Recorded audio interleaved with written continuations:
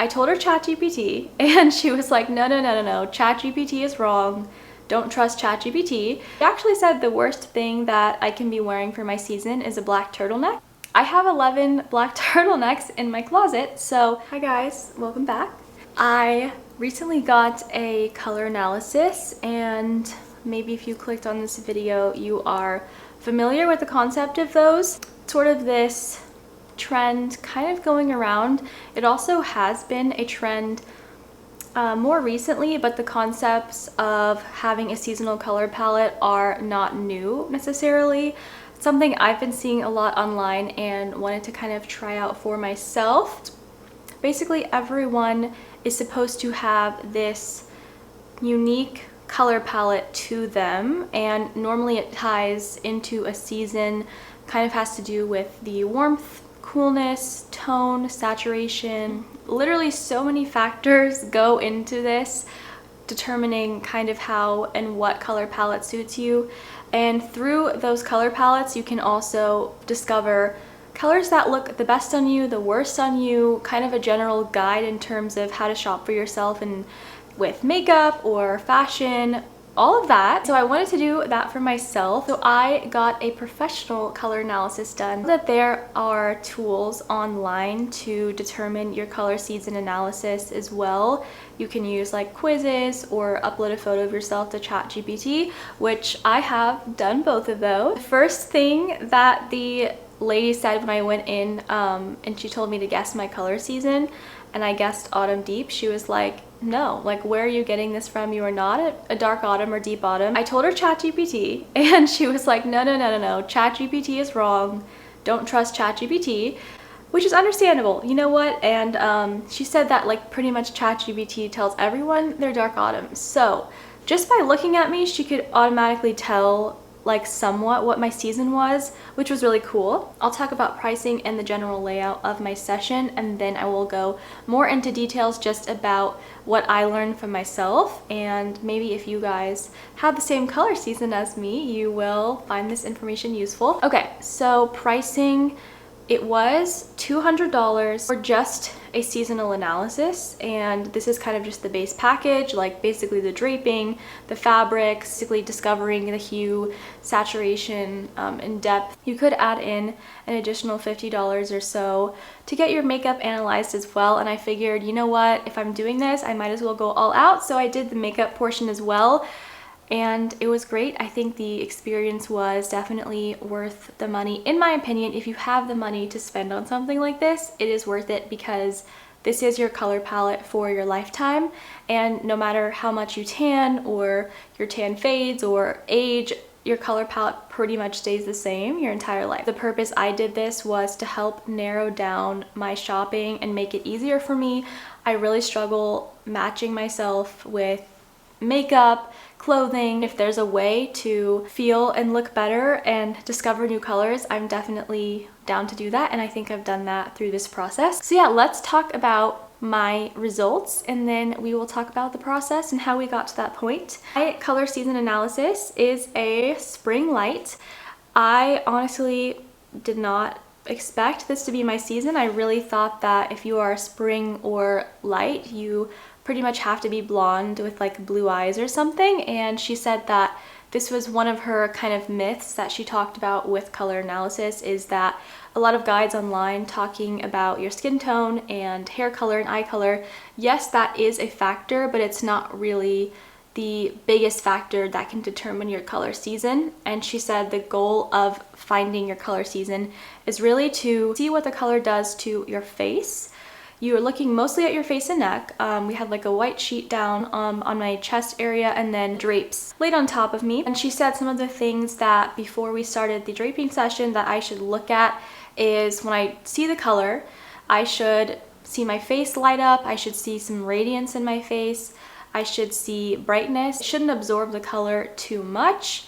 It shouldn't give me under eye bags. It shouldn't give me weird shadows on my face. One of the things she pointed out that was really funny, and I realized a lot during the session, that some colors give you a chin shadow and a mustache shadow. Even if you don't have a mustache, obviously, it just creates a weird shadowy area around your chin and mouth, and that makes sense if you're wearing the color up here. So those were all the things that we looked at and wanted to look at before starting the session. And oh, one more thing is if you look at yourself with the drape on and you immediately see the color and not your face, it's not going to let you be the focus, but it's actually going to just take the focus away from your face, and you don't want that. So that was another thing that she talked about. So keeping all those factors in mind, we started with the draping session. This was pretty long. It was, you know, a couple hours sitting in the chair. She had like great studio lights and everything. I did want to take photos, but she does not allow photos. So I will insert some photos that she sent me and like one photo that she let me take. And we went season by season. She didn't actually tell me which season was which. She didn't want me to have like some sort of bias or a guess. She wanted me to just naturally choose colors, and obviously her opinion mattered the most. So if she thought something looked really good or bad, she would definitely tell me and was super honest with me. For the most part, we pretty much agreed on every color that was good and bad. After going through that, we had like colors that looks good, color looks bad. We had 2 piles. And from that, she was able to kind of count up the majority of the colors that we saw, and that divide those out by season and then start going season by season again with those colors being a little bit more selective and narrowed down. This time we spent more time identifying like really bad colors, colors that maybe make me look green, make me look sick, make me look tired, kind of drag my face down, things like that. Very helpful. All of her descriptions helped me so much, and that pretty much narrowed us down to like my color palette. At this point, she still did not tell me my color palette. I just saw the colors that we both agreed looked good on me. Colors right here. And again, they're not all, well, one rule also is that all of the colors that look good on you are not all in one palette necessarily. You can also be multiple palettes, but you still have kind of one that you look majority the best in. So for me, first palette was Spring Light, and my second best palette was Autumn Mute. Pretty much decided as long as I'm sticking to light pastel-y colors that have warmth to them, so not pastel green or too much yellow. Things that have a lot of warmth to them and are light suit me the best. Again, avoiding colors that are a little bit too close to my skin tone. I also look good if colors are a bit more saturated. They have to be muted. So that is one thing. I guess saturated, is that the right word? If they are a bit more saturated or there's more color to them, they have to be a muted color and warm. So those are kind of my general rules for shopping. Other things we discussed, she said I should not be wearing black. I have 11 black turtlenecks in my closet, so that was interesting to learn. She was talking about how black is probably, it's just kind of the opposite of the colors I want to be going for, and yes, it is professional, but she pointed out that I look much better and like a chocolate or rich deep brown would suit me a lot better, and I do agree with that. I actually do think I look good in brown, so I understand that. And she said I'm just a little bit too light to be wearing black, but I do tan in the summer, so like maybe that would make a difference. She just said it's not really brightening me, it's not giving me radiance, it's not doing anything for me. So yeah, black is off the list. That was a hard one for me. I mean, of course, they're not strict rules, they're just guidelines, but that was interesting to learn for sure. Talk about my best colors, so I'll read some of them to you. Best colors would be cheesecake, white, pale peach, baby pink, peach pink, Mont Blanc, which is like a dusty rose kind of mauve color, chickpea yellow, apricots, papaya, watermelon red, and bloody orange. So those are like my best colors that we both agreed on. Some of those are in Autumn Mute, some of them are in Spring Bright, but the majority are Spring Light. So I'm pretty much a Spring Light, but only in the warm colors. So all the peaches, yellow, orange, red, pink, cream, those sort of colors look good on me. Blues and greens and like cool toned yellows, those were not it, so I need to avoid those. So there will be colors to avoid and colors that are good for you in your season. I think that's just how it goes. As far as my second best season, this Autumn Mute. She said also Autumn Deep will work for me too. It's just, she said if I need to have, you know, Obviously priority, she said, is spring light, but if I am wanting to look a little bit more serious or mature, or for like job applications, things like that, or again, it's just, she said it's hard to shop for these colors in winter and fall anyways, I can, and she did select out some deep autumn colors for me. So it's not like the worst color palette for me, but these are the deep autumn colors she decided on, and I will probably just put this photo in the video somewhere. But mahogany brown, espresso brown, dark brown, ice cocoa brown, brown red, autumn leaves, which is like a close to brick red but a little bit more orange, also brick red, dried plum, maroon brown, dark chocolate, navy, and like whatever these colors are close to navy. To me they just look like a dark denim sort of shade. And I also have like an icy light pastel blue, looks good, and lavender as well. So those are like my second best colors. And yeah, basically I'm very satisfied with all of these colors. I actually really like those in general. I wear a lot of navy too, a lot of brown.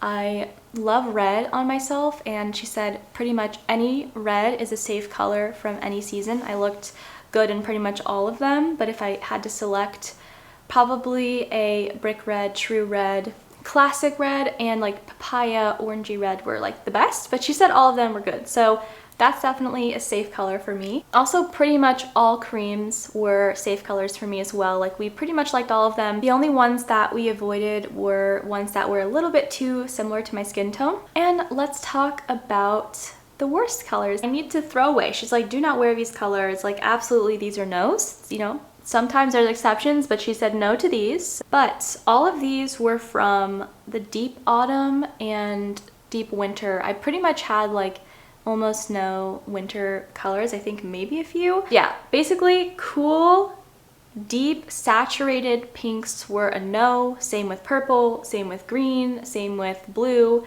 Like, anything that's too dark, too cool is not for me. So that was definitely an eye-opener. I don't really like those colors too much anyway, so it's not like disappointing for me. I'm not upset about that. Yeah, we only had like a few, maybe less than 10 colors that were absolute no's, but there were a lot that were, you know, this is fine, but it's not your best kind of colors, which I'm also okay with. After the draping session and we kind of decided my color season, we went into the makeup section, which honestly was so fun.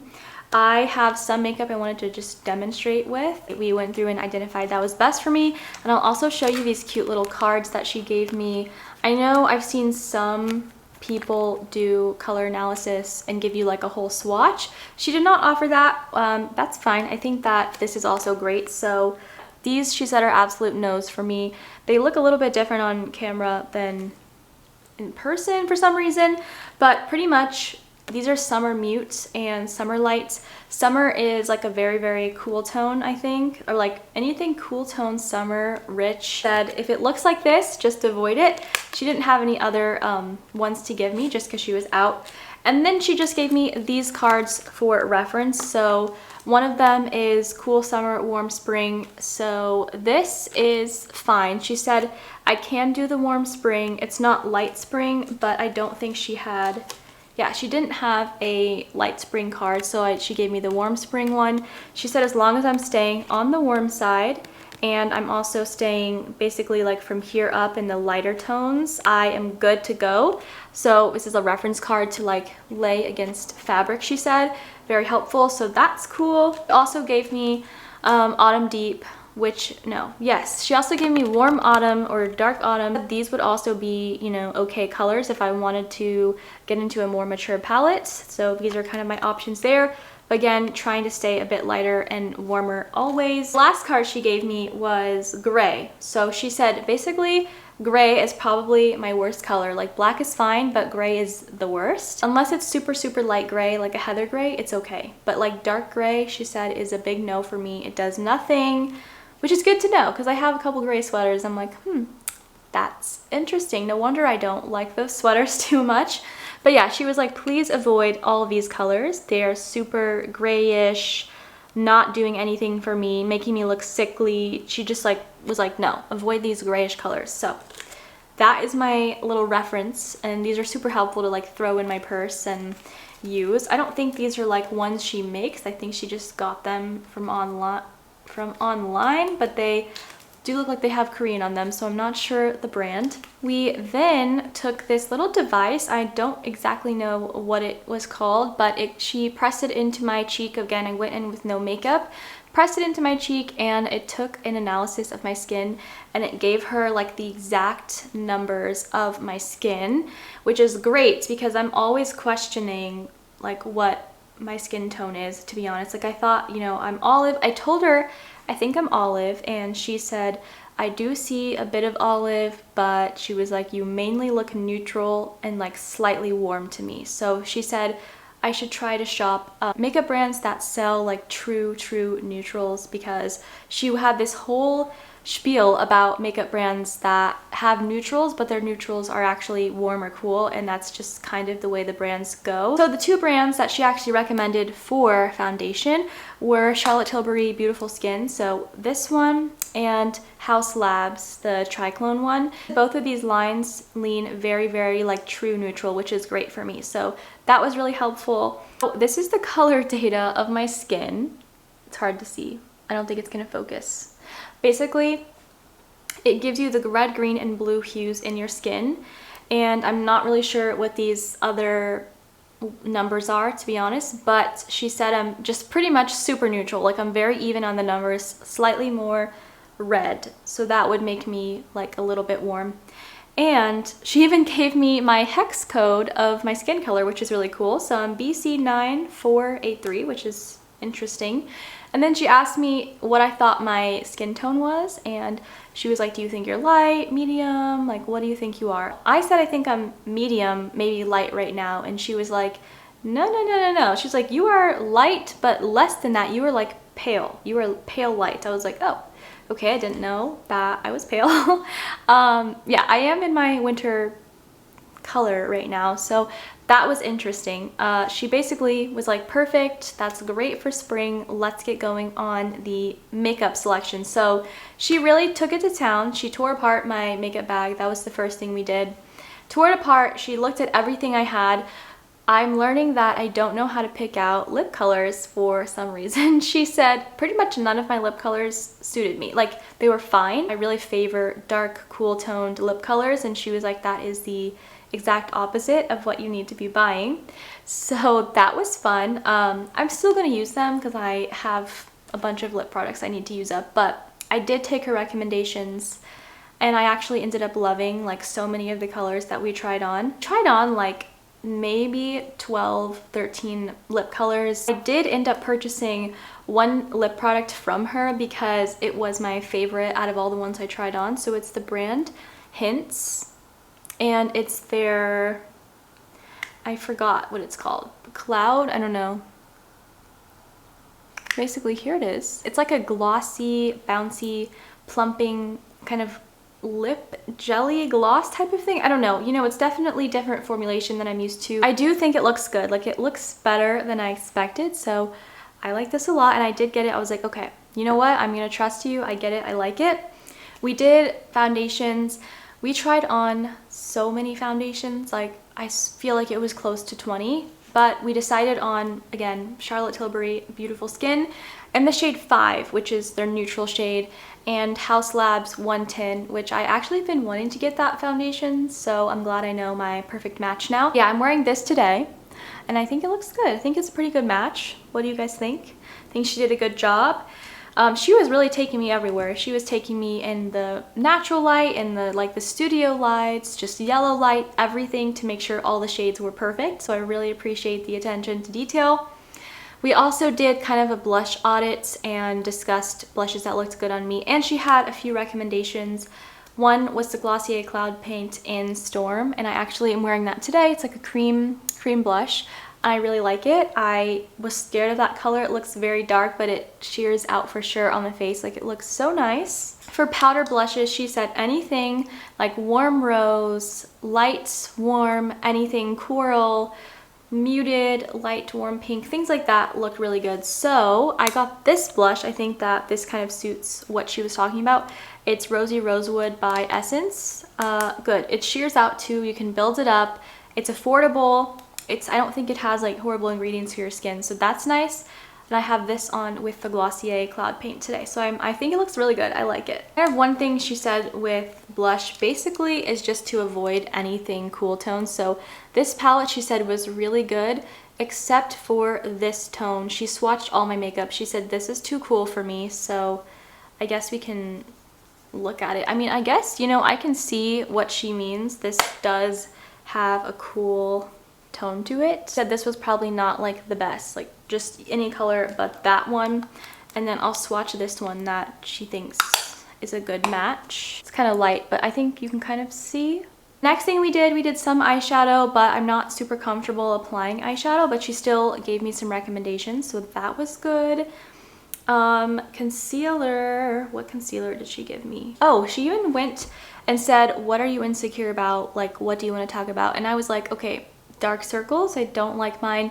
And she had great like color recommendations, color correctors that were like awesome. I loved them, so I definitely want to purchase that. One of them was from Copyri and the other was from Natasha Denona, so those are both like great options. They were really good. After the makeup audit, that was really fun too.